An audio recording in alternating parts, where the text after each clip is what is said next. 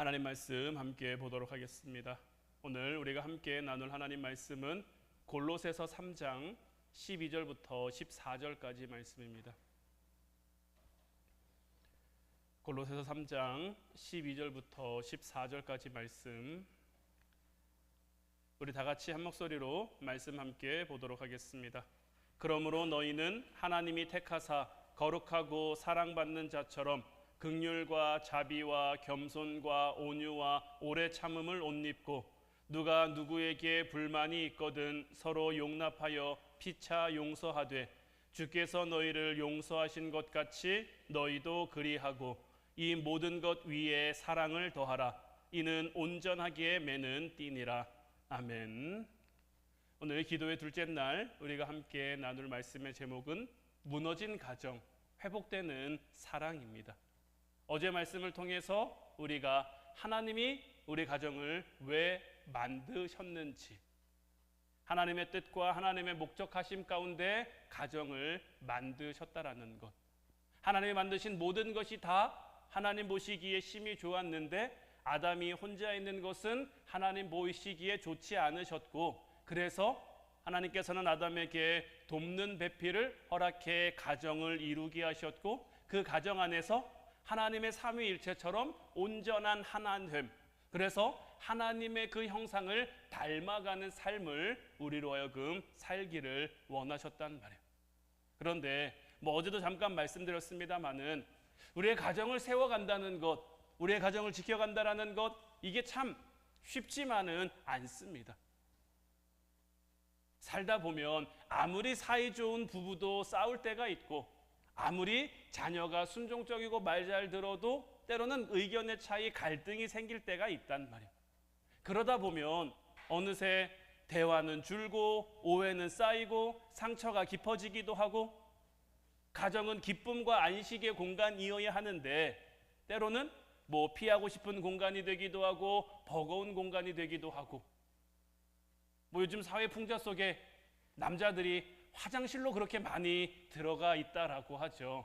거기서 자기만의 시간을 보내고 싶은 그 마음을 분출한, 가정은 함께 만들어가는 행복의 공간이 되어야 하는데, 이런 모습들을 통해서도 비단 가정이 어떤 아름답지만은 못한, 때로는 힘듦이 있고 때로는 갈등이 있고 그런 것, 하나님은 가정을 하나님의 뜻대로 세우셨는데, 그래서 하나님은 가정을 아름답게 완성하기 위해서 서로가 서로의 돕는 배필이 되게 하셨는데, 우리 가정을 세워가는 것이 왜 이렇게 힘들고 어려운 걸까요?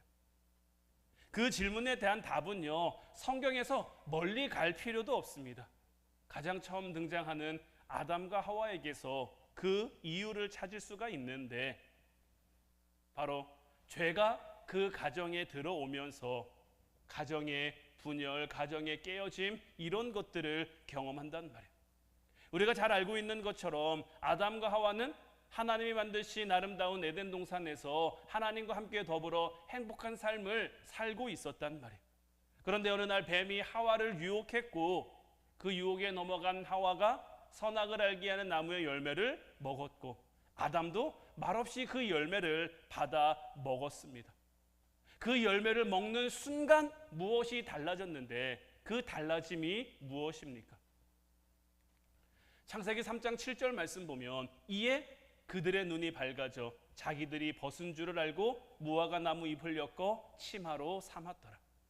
자, 선악을 알게 하는 나무의 열매를 먹은 순간 뭐가 달라졌습니까? 자기들이 벗고 있음을 깨닫게 된 거예요. 자기들이 벗고 있음을 깨닫게 되니 어떻게 합니까?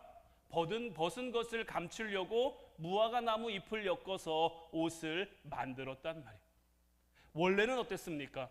창세기 2장 25절 말씀 보면, 아담과 그의 아내 두 사람이 벌거벗었으나 부끄러워하지 아니하니라. 원래는 어땠습니까? 벌거벗었는데 부끄럽지 않았단 말이에요. 왜 이전에는 부끄럽지 않았는데 선악을 알게 하는 나무의 열매를 먹은 이후에는 벗은 것을 부끄럽게 여기게 됐을까요? 벗었음을 깨달았다라는 것은 어떤 의미를 가지고 있는 걸까요? 이전에는 부끄러움으로 보이지 않던 것들이 죄가 그 안에 들어옴으로 말미암아 부끄러움으로 여겨지기 시작했다라는 거예요. 이전에는 그 부끄러움을 서로에게 보이는 것이 아무렇지 않았어요. 사실은 부끄러움이라고 생각하지도 않았는데 죄가 그들 가운데 들어옴으로 말미암아 이제 그런 관계가 깨져버렸단 말이에요. 창세기 2장 24절 말씀 보면 이러므로 남자가 부모를 떠나 그네 아내와 합하여 둘이 한 몸을 이룰지로다. 이 말씀은 가정을 향한 하나님의 선포입니다. 하나님이 가정을 통해 이루고자 하시는 거란 말이에요. 하나님이 가정을 통해 이루고자 하시는 게 뭡니까? 둘이 한 몸을 이루어가는 것, 서로가 서로의 돕는 배필이 되어 한 몸 된 가정을 이루어가는 것이 하나님의 가정을 향한 뜻이고 그 가정을 하나님께서 그렇게 만드시겠다라고 선포하셨다는 말이에요. 그러면 둘이 한 몸을 이룬다는 것은 어떤 의미일까요? 어제도 우리가 말씀을 나눴던 것처럼 하나님께서는 사람이 혼자 있는 것을 좋게 보지 않으셨단 말이에요. 그래서 돕는 배필을 허락하셨고 그리고 그와 함께 더불어 한 몸을 이루게 하셨는데 자, 이 한 몸이라고 하는 것은 하나님의 형상, 우리를 닮게 만드신 그 하나님의 형상, 삼위이지만 일체이신 그 하나님처럼 사실 이 삼위일체라는 개념도요 우리 편에서 좀 이해하기 쉬우려고 삼위일체인 거지 셋이면서 완벽한 하나를 이루는 그 하나님처럼 우리도 그 우리에게 허락하신 그 가정 안에서 이 온전한 하나됨, 둘이지만 서로이지만 각자이지만 서로 다르지만 하나님이 하나이신 것처럼 우리도 그 하나됨을 이루어 가야 된단 말이에요. 이것이 하나님의 가정을 향한 선포를 이루어가는 것이고 그 온전함을 이루어야만 우리는 서로의 부끄러움도 서로의 수치고 서로의 허물도 덮어주고 감춰줄 수 있는 거란 말이에요. 그런데 죄가 가정 안으로 들어옴으로 말미암아 이 관계가 깨져버리는 거예요. 부부 문제로 좀 이렇게 상담을 이렇게 하다 보면요 자기 문제로 상담하러 오신 분들은 거의 없습니다. 제가 예전에 사역하던 교회에서 젊은 이제 여자 집사님들이 굉장히 좀 이제 많았는데 그분들이 이제 가끔 이렇게 가정 문제로 때로는 애들 때문에 때로는 남편 때문에 이렇게 상담을 하러 교회에 온단 말이에요. 얘기를 들어보면요 자기 문제로 오는 사람이 있을까요? 없을까요? 자기 문제로 오는 사람은요 거의 없습니다. 다 누구 문제예요? 남편 문제고 자식 문제고 남편은 도대체 왜 그런지 모르겠고 애들은 도대체 왜 그렇지 모르겠고 자기는 잘하고 있는데 남편이 자기만큼만 했으면 좋겠는데 애들이 자기 마음을 조금만 알아줬으면 좋겠는데 그렇지 못하다라는 거죠. 그러니까 이 말을 달리 풀면 뭡니까? 자기는 돕는 배필로서의 역할을 잘하고 있는데 누가 못하고 있는 거예요? 남편이 못하고 있고 자녀가 못하고 있고 하나님은 왜 그런 남자를 나에게 허락해 주셨는지 모르겠다고. 그런데 이 부분 가운데서 우리가 잘 좀 이렇게 생각해 봐야 될 것은 뭐냐면요 하나님이 나를 누군가의 돕는 배필로 허락하셨다는 건 뭘까요? 그 사람이 완전했으면 그 사람이 완벽했으면 돕는 배필이 필요할까요? 완전하고 완벽한데 돕는 배필이 왜 필요하겠습니까? 불완전하니까 불완벽하니까 돕는 배필이 필요한 거고 그 돕는 배필이라는 것 어제도 말씀드린 것처럼 히브리어 이 에제르라는 것은 하나님 편에서의 도움인 거죠. 나에게 허락한 그 사람에게 어떤 도움이 필요한지 우리는 모릅니다. 반대로 나에게 어떤 도움이 필요한지 나 스스로는 잘 모를 수 있어요. 왜냐하면 우리는 완전하지 못하니까요. 하나님의 그 지혜와 하나님의 뜻과 계획을 우리가 다 알 수 없으니까요. 때로는 하나님이 나에게 이제 세상적인 기준으로 봤을 때 정말 나쁜 사람을 허락해 줄 수도 있습니다. 정말 못된 사람처럼 보이는 사람을 허락해 줄 수도 있어요. 왜 하나님께서 그런 사람을 허락해 주는 걸까요? 물론 하나님의 인도하심이 아니었는데 내가 선택했을 수도 있는 거고요. 하지만 그런 선택을 하나님이 인정하셨다면 이제 나는 뭘 해야 됩니까? 그 사람을 품어야죠. 그 사람을 품어야 되는데 내가 품지 못하고 살면서 자꾸 뭐만 보입니까? 나는 잘하고 있는데 저 사람은 도대체 왜 이럴까? 우리 애들은 도대체 내 마음을 왜 몰라줄까? 이런 것들만 보이는 거예요. 그러니까 죄가 우리 안에 들어옴으로 말미암아 상대방의 허물이 보이기 시작하는 것. 그 전에는 서로 벗고 있었어도 부끄럽지 않았어요. 상대의 수치를 봐도, 상대의 허물을 봐도, 상대의 부끄러움을 봐도 그것이 아무렇지 않았단 말이에요. 그런데 죄가 들어옴으로 말미암아 서로에게 그것이 부끄러움이 되고 수치가 되고 허물이 되어버리는 거예요. 그러니 그것을 감추기 위해서 무화과나무 잎을 엮어서 어떻게 해서든 그것을 감춰보려고 하고 있는데 어떻습니까? 그게 감춰지겠습니까? 감춰지지 못하는 거죠. 근데 이것은 비단 사람과 사람 사이의 문제뿐만이 아니라 창세기 3장 10절 말씀도 보면 이르는 애가 동산에서 하나님의 소리를 듣고 내가 벗었으므로 두려워하여 숨었나이다.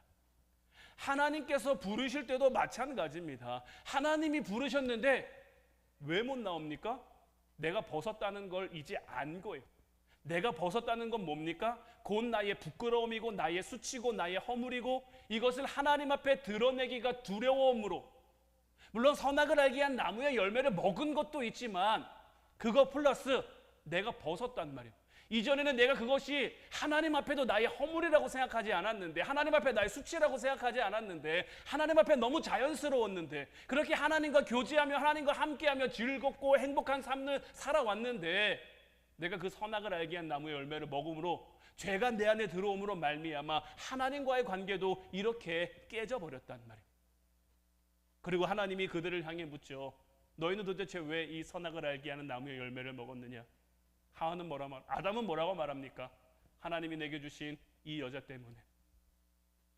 왜 먹었느냐 했을 때 뭐 누가 줬든 아담은 말없이 받아 먹었어요. 모르고 하와가 감쪽같이 속여서, 이게 선악을 알게 한 나무의 열매인데 아닌 것처럼 감쪽같이 속여서 먹었냐? 아니란 말이에요. 알고 먹었단 말이에요. 그런데도 하나님이 물으실 때 하나님 앞에 죄송합니다가 먼저 나오는 게 아니에요. 자기의 수치를 어떻게든 덮고 싶은 마음, 자기의 허물을 어떻게든 덮고 싶은 마음, 이 마음이 앞서니까 변명하고 핑계하는 거죠. 하나님이 주신 저 여자 때문에 내가 먹었습니다. 하와는 또 뭐라고 말합니까? 저 뱀이 나를 꼬드겨서 내가 먹었습니다. 자기의 잘못이라고, 자기의 허물이라고, 자기의 수치라고 인정하지 않아요. 어떻게 해서든지 그것을 감추려고 하고 있는 거예요. 죄는 이렇듯 하나님과의 관계를 깨트려 버렸고요. 또 사람과 사람 사이에 어떤 사랑과 신뢰를 완전히 무너뜨렸단 말이에요. 그리고 이러한 장면은요, 단지 먼 옛날의 이야기만이 아닙니다. 아담과 하와만의 이야기가 아닙니다. 오늘날 우리들의 가정에서도요, 얼마든지 반복되는 그런 이야기이기도 합니다. 가정은 하나님 안에서 온전한 하나됨을 이루어 가야 되는데 어떻습니까? 저도 저희 사모님이랑 가끔은 이렇게 다툼을 할 때가 있는데 그 다툼의 원인을 보면요, 굉장히 큰 걸로 이렇게 다툼이 되는 경우는 별로 없는 것 같아요. 작은 것, 사소한 것, 이런 것으로 시작됐는데 그것 가운데서 모르겠어요. 먼저 손 내밀면 되는데 참 희한하게 그런 것에서는 손 내밀기가 쉽지 않은 거죠. 제가 어제도 사춘기를 겪고 있는 서윤이가 어떻다 저떻다 말씀드렸는데 그걸 제가 알았으면 이해해주면 되는데, 그렇게 손 내밀어주면 되는데, 그게 정말 삶 가운데서 시를 쳐나며 이렇게 살아가는 게 쉽냐는 거죠. 안 쉽단 말이에요. 왜 안 쉽습니까? 우리 안에 들어온 죄가 나의 허물은 감추기에 바쁘고요, 상대방의 허물만 나에게 크게 보여지는 거예요. 그게 우리의 죄된 마음이고 죄된 그 습성이고, 우리는 모두가 다 죄인이기 때문에 어떤 가정도 완전함, 완벽함, 온전함, 이런 것을 이루어갈 수 없단 말이에요. 아무리 행복해 보이는 가정도, 정말 삶 속에서 행복함을 느끼고 있는 가정도 100%의 행복, 100%의 만족은 없는 거예요. 조금의 부족함, 조금의 모자람, 그것에 대한 아쉬움이 늘 있단 말이에요. 하지만 여기서 끝이 아닌 것은 뭐냐? 하나님께서는 이 무너진 것을 그냥 두고 보지 않으신다라는 거죠. 하나님은 우리의 가정이 다시 그 온전함을 이루도록 우리 가정의 회복을 준비하고 계시고 계획하고 계시고 이루어가길 원하고 계신단 말이에요. 그러면 우리는 우리의 가정을 어떻게 회복해 가야 하느냐? 오늘 우리가 함께 본 본문 말씀을 통해 그 해답을 찾을 수 있는데, 그러므로 너희는 하나님이 택하사 거룩하고 사랑받는 자처럼 긍휼과 자비와 겸손과 온유와 오래 참음을 옷 입고 누가 누구에게 불만이 있거든 서로 용납하여 피차 용서하되 주께서 너희를 용서하신 것 같이 너희도 그리하고 이 모든 것 위에 사랑을 더하라. 이는 온전하게 매는 띠니라. 사도 바울은 골로새 교회에 편지를 보내면서 서로의 관계가 어떻게 하면 회복될 수 있을지에 대해서 이야기를 하는데, 여기서 우리는 굉장히 중요한 원리를 발견할 수 있는 거예요. 그게 뭡니까? 회복이라고 하는 건요, 철저하게 사랑에서부터 시작이 되는 겁니다. 그리고 이 사랑은 또 어디에서부터입니까? 하나님이 우리에게 주신 그 사랑을 기억하는 데서부터 시작된다라는 거예요. 그러니까 내가 하나님의 은혜 받았음을 기억하면요, 내가 하나님의 용서하심을 받았음을 기억하면요, 우리도 누군가를 용서할 수 있고 누군가를 용납할 수 있고 누군가를 이해할 수 있다라는 거예요. 우리는 흔히 사랑이라는 것을 하나의 감정이라고 생각하지만요, 사랑은 감정이 아닙니다. 사랑은요, 선택이고 실천이고 결단입니다. 사랑은 내가 작정해야 되는 겁니다. 이 사람이 내가 사랑스러워서 사랑할 만해서 사랑하는 것은 이 세상의 사랑이죠. 그리고 이 세상의 사랑에는 뭐 사랑이라는 껍데기는 쓰고 있습니다만은 그 끝이 있습니다. 아무리 불같이 뜨거운 사랑도요, 영원할 것 같은 사랑도요, 어느 순간 지나고 나면요, 그 불이 꺼지고 약해지게 마련이에요. 하지만 하나님이 우리에게 주신 사랑은 그렇지 않죠. 왜 그렇지 않습니까? 그 사랑이 우리를 이끌어가기 때문인 거예요. 그 사랑의 길을 걸을 수 있도록, 그 사랑을 완성해 갈 수 있도록 우리를 이끌어가기 때문인 것이고, 그래서 우리는 그 사랑을 선택해야만, 그 사랑을 행해야만, 그 사랑을 결단해야만 이 사랑을 이루어갈 수 있는 거예요.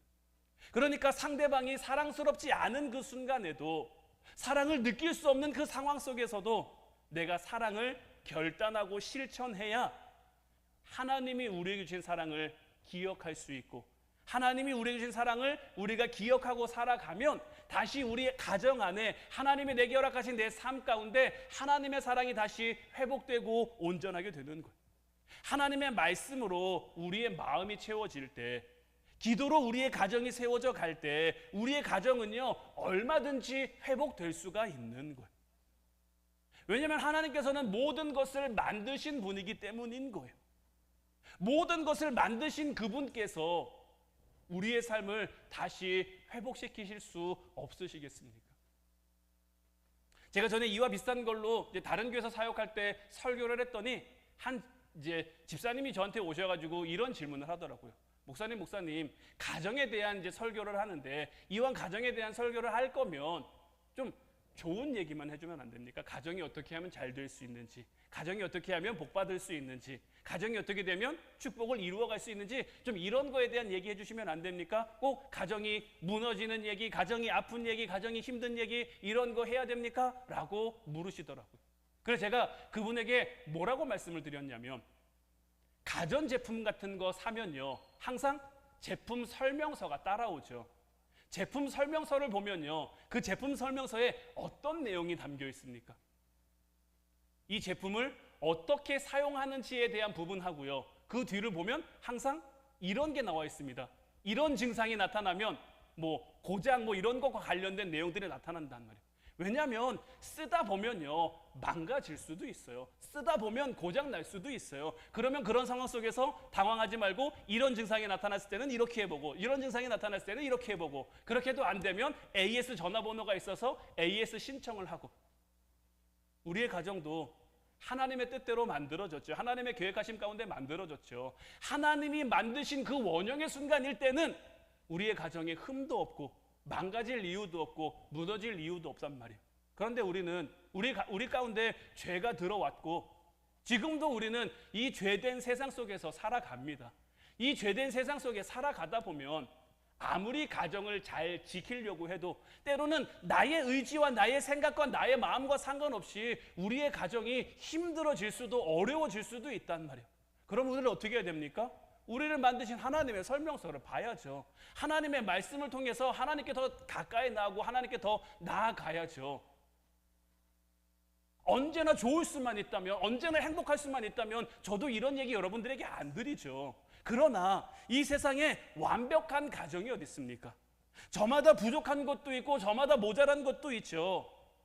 그러나 그것을 함께 합력하여 선을 이루어감으로 하나님께서 주신 힘과 능력을 가지고 함께 채워가고 함께 이루어가고 함께 만들어가는 것이 오늘날 우리에게 원하시는 하나님의 뜻이고 하나님의 그 바람이란 말이에요.